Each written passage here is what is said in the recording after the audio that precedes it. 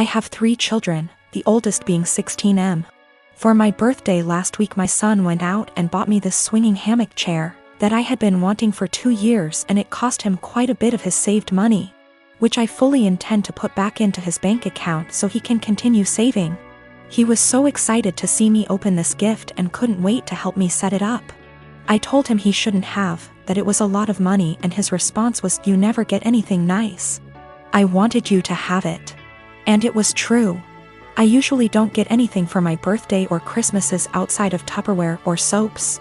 So it might sound stupid, but I have cherished this swing ever since he got it for me. Especially where I finally have something nice that's mine. My sister-in-law comes over once a week to see all of us, and she immediately headed straight for my swing, which my son hooked up on our deck. I told her to please not sit on it, and she said, "Is there a weight limit?" So I told her yes, 250 pounds, and I even showed her the box to confirm. She was not upset about this. She just said, "That's a bummer. They need to make something capable of holding us big girls." I simply agreed with her and went about my business. At this point my husband shows up from work. When I went inside to grab us some drinks, her and my husband are talking on the porch, and not even 5 minutes later I hear a loud crash. I go out, and sure enough she had sat in my swing, and the crochet netting around the hook snapped on one side, causing her to fall right on her ass. She is sitting there laughing, gets up and says, "I guess I need to learn to listen." So I lost it. As I said above, I literally never get anything nice. Never. This is the one thing that I had that was mine, and it didn't even take someone a freaking week before they ruined it for me. So I said, "I literally just told you not even 20 minutes ago that it would not hold you, and to please not sit in it." She makes some comment about, "Usually the weight limit is a lie." I thought it would hold. So I said, "The weight limit probably would have held if you were only 50 pounds heavier than it, not 150. She is 420-ish lbs because she is one of those girls who eat food on camera for money, and she absolutely loves her weight. But regardless, instead of apologizing or offering to compensate me for my destroyed item, she has resorted to saying I'm a shitbag for making her feel like her weight is a problem and my husband is on her side. For the past 5 years, I've volunteered for a mental health hotline. I'm deeply passionate about the hotline's work, and I've devoted huge amounts of time and energy to answering calls, training new volunteers, and fundraising. I've become close friends with many of the people I volunteer with, and I get a lot of joy out of helping people who don't have a lot of other support in their lives. I love this organization. I can't imagine my life without it. Today, the head of the organization sent out an email announcing that they've hired a new volunteer coordinator, the girl who relentlessly bullied me in high school and made my life a living hell. I was completely blindsided. I moved across the continent after graduating from high school, and I have no idea how or when this girl moved to my city. I doubt she applied for this job to deliberately antagonize me, since we've had no contact since graduation and all volunteers are anonymous. So it's just a terrible coincidence. But it still means I'm going to have to be working with a person who was unbelievably cruel to me. I really don't know what to do. Obviously, all of this was a long time ago, and it's possible she's cleaned up her act since high school. But I still hate the idea of even being in the same room as this girl. I've had her blocked on every platform for, wow, over a decade now. It looks like my only options are to A, tough it out and deal with this person coming back into my life, or B, quit the hotline after 5 years of service. I went for my regularly scheduled afternoon shift at the hotline, and the girl just happened to be there for some kind of orientation. I wasn't expecting her to be there, so I initially just kept my head down and ignored her. A little while into the shift, she came over to introduce herself, and genuinely didn't seem to recognize me. I've cut my hair and gotten glasses since high school, so that could have been it. It was a very brief interaction, and I didn't say anything to her in return, just nodded and smiled. After she left, I asked my shift supervisor if I could speak with her privately. I followed some of the advice here, just letting her know that I have a history with this person and I'm not comfortable working with her directly. The shift supervisor was very understanding and said that she could arrange for me to only serve shifts when the girl isn't supervising. She also offered to let me schedule my shifts through her instead of through the girl, which I appreciated. Unfortunately, it seems like there will be an unavoidable level of casual interaction. Given that the girl is working in the facility on a full-time, 9-to-5 basis. I think I'll be able to stick it out for now, but we'll see. The shift supervisor did ask me what I wanted to tell the girl.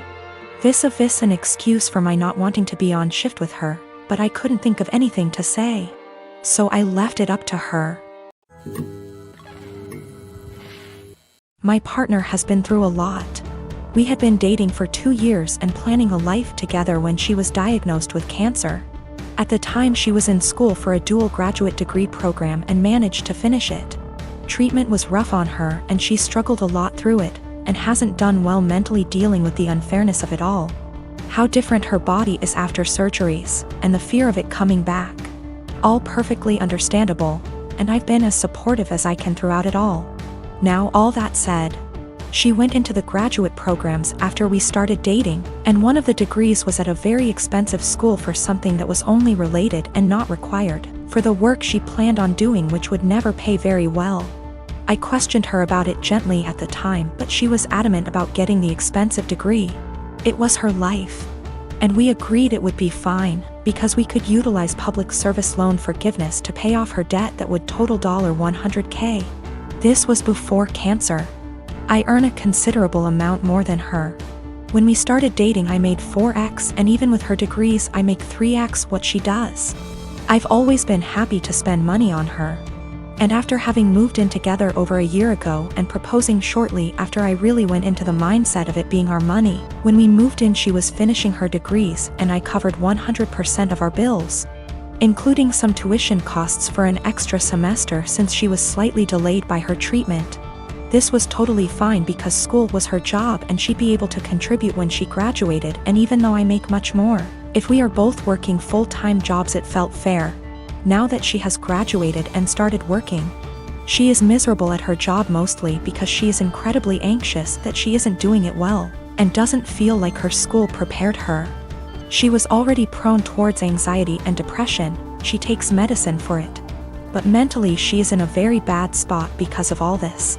On top of that she feels like she doesn't doing enough for her health, mostly exercise, to keep her healthy to reduce the cancer from coming back, but she says she is too tired after work to do much else than occasionally go on a walk. Recently she got the idea in her head to start working half weeks to give her more time to exercise and stress her out about work less.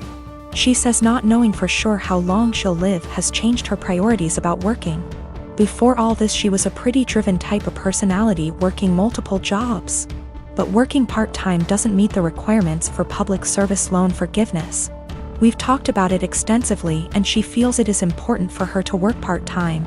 But I am not very comfortable with the idea for many reasons.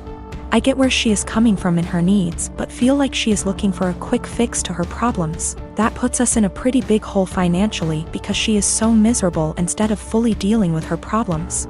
I'd be more okay with it if it was short-term while she sorted through some things, but she says she just wants more time to exercise and be stress-free, so she doesn't know when that would end. I just feel like she is taking our relationship, which is already unbalanced, and asking to make it a lot more so, and solely because she is in a position to do so because of my job. We can financially afford it, but I haven't been able to come to terms about the disproportionality it would create in our relationship. P.S.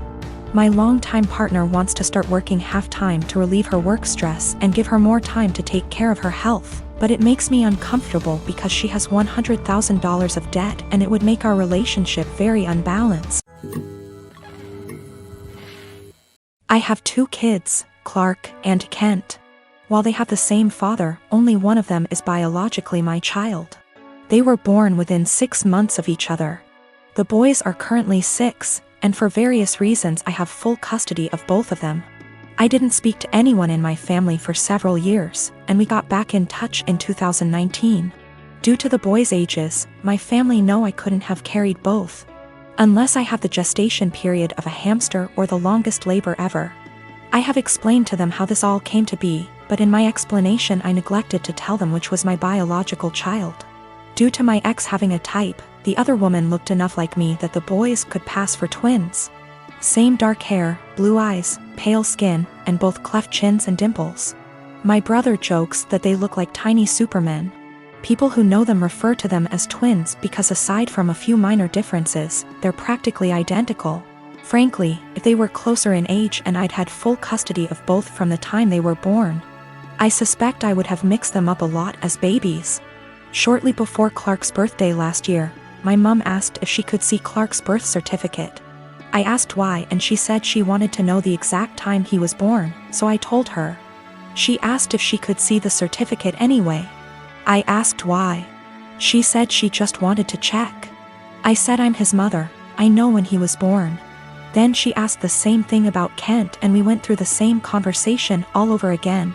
Mum eventually admitted that she just wanted to see the birth mother's name on each certificate, which isn't even how that works, and I told her as much.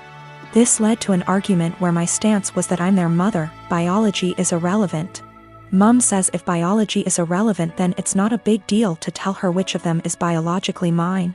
I said if she's so hung up on biology, then clearly it's a big deal to her and I don't want it to be a big deal.